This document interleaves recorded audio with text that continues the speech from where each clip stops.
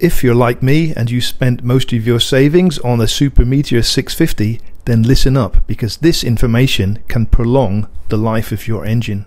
After a Royal Enfield service in an approved Royal Enfield service centre, you would expect your oil levels to be correct.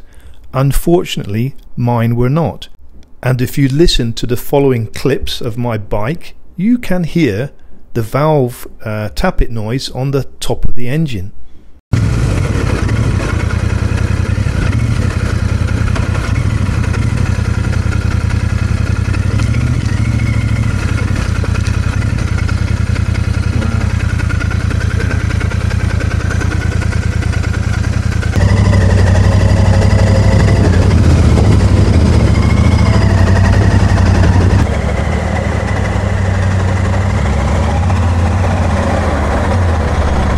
So I urge you to carry out the following checks. It will only take a couple of seconds of your time, and you might be grateful that you did. Can you remember the first 500 kilometers on your bike?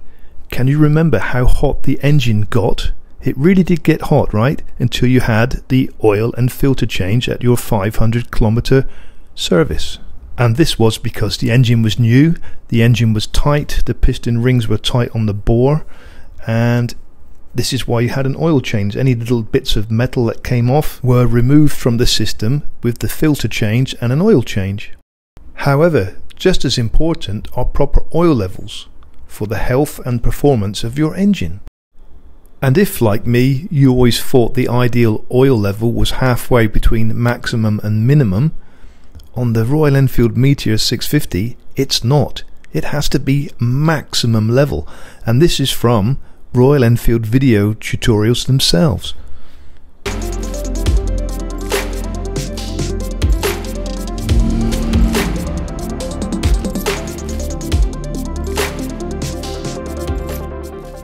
So look at this lovely clean Royal Enfield oil and the level it should be.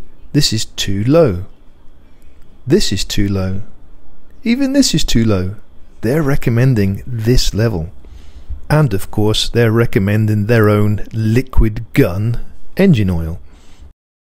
So I've just walked away from my 5,000 kilometer service, and I did insist that they check the valve clearances again, even though it should have been done at 500 kilometers. I asked them to do it again at 5,000, even though it wasn't due until 10,000, but I still got a noisy top end. It wasn't until I filled the engine level to the maximum level as recommended that my top end is totally quietened down. And I take it that is because the tappets are now being slightly lubricated. There's enough oil in the system to do that, where beforehand there wasn't. Place your bike on its center stand, start the bike and slowly raise the RPM to 3000 RPM for 10 seconds. Then let the bike idle for 15 seconds and then switch off and wait for 10 minutes. Oil level too low, oil level too low, oil level too low. Perfect! Your Meteor should always be at the full level mark, not over, not under. And the equivalent to the genuine Royal Enfield oil is SAE 10W50 synthetic oil. And you should always carry out your oil check on a warm engine, not a cold engine.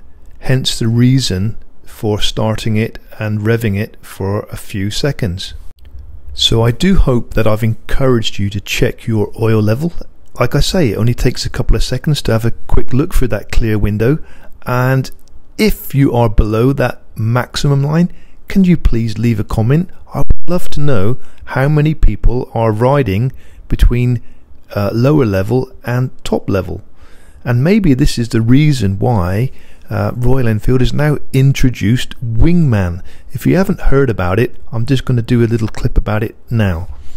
Introducing Royal Enfield Wingman.